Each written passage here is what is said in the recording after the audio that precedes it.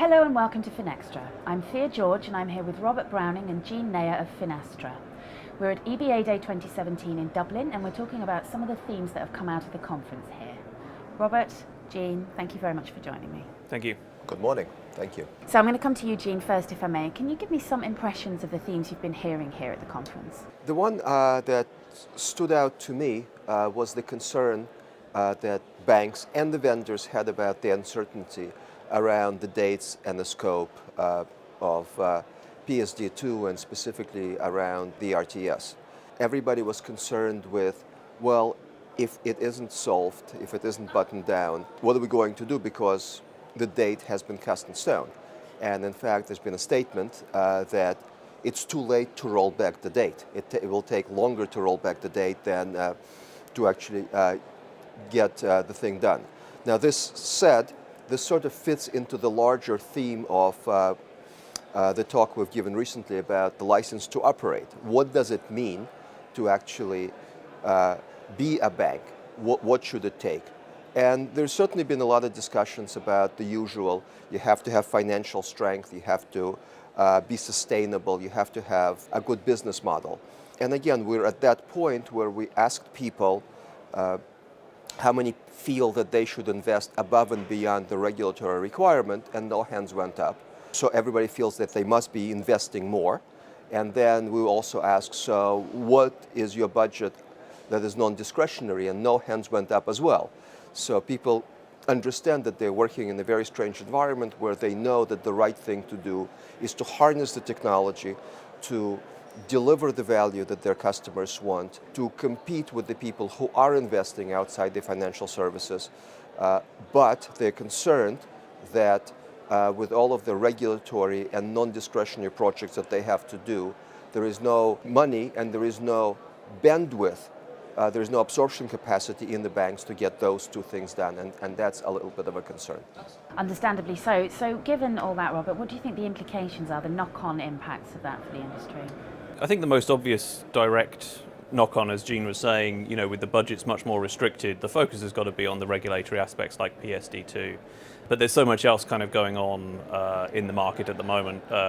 Immediate payments is kind of an obvious one with the launch of the SEPA credit transfer inst in November this year. And we're obviously working sort of with a number of banks, talking to them about that and their plans for testing and so on. And the direct knock-on is that's a project within the bank that's getting delayed. I mean, I think the banks want to do it. I think they're interested in doing it. But to have the resources and the budget available to allocate to initiatives like that is just becoming very, very difficult for them. And I think there's a real risk there that, we've got this big launch date, we stick with this launch date for immediate payments. Like in a lot of other markets, like when they launched it in the UK, for example, it has a very, very slow sort of uptake.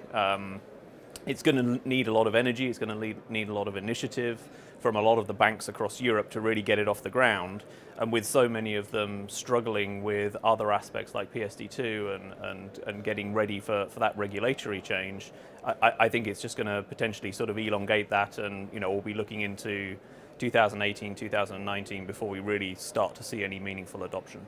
So Gene, is there anything banks can do about that? Anything they can do to expedite or make this more easy or sooner leverage the benefits of all this change we're seeing in payments? I think a lot of these things will vary from bank to bank and will depend on where they are in their maturity and evolution.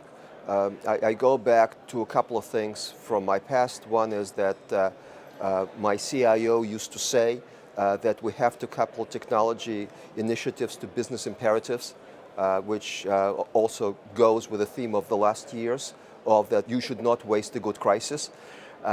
So definitely be smart about your technology investments and use the opportunity while you're already adjusting your systems to do something that's not just a tactical band-aid, but moves you strategically towards a goal, which sort of presupposes that you have thoughtfully defined where you want to go.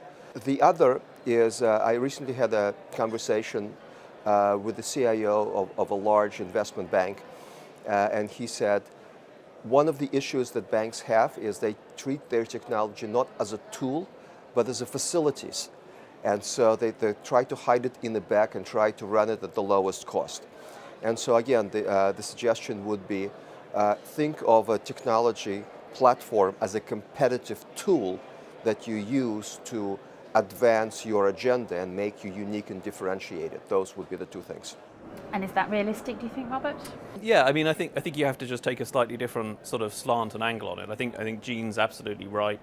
There's too much value to be gained from the things that are going on at the moment, like the open banking initiatives, like immediate payments. There's a real risk with the short-term band-aid, as you said, that you kind of miss out on the full potential, and you'll find yourself a couple of years down the line and suddenly realize that the opportunity that you had there to create additional services, to add value to your customers and to the payment chain is, it kind of gets lost, right? You sort of treat it as another sort of set of payment rails or another initiative that just needs to get done within the bank, and you kind of miss out on that. So you kind of have to look at it from a slightly different angle. And if the cost is a difficulty, is a restriction, then hopefully these banks are going to start looking at this and say, well, rather than try to invest and adapt my existing systems, maybe this is the opportunity to go to the cloud. Maybe this is the opportunity to invest in something new, but have the flexibility to start small and then grow it over time. I think there's a lot of opportunity here. There's a lot that can be done. There's obviously challenges as we've discussed, but I think you can easily kind of turn those around into real opportunities. And every other industry has gone through this cycle of learning how to work in the environment where people expect their costs to be coming down and that savings to be passed on to them. And so banking is just entering into that environment as well. And we have a lot to learn from others. But the good news is they've done it, and so we can do it as well. Yeah.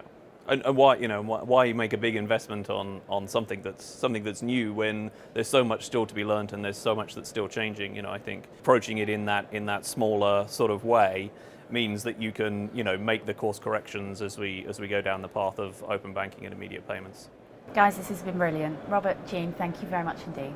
Our pleasure. Thank you, Thea. And thank you for watching.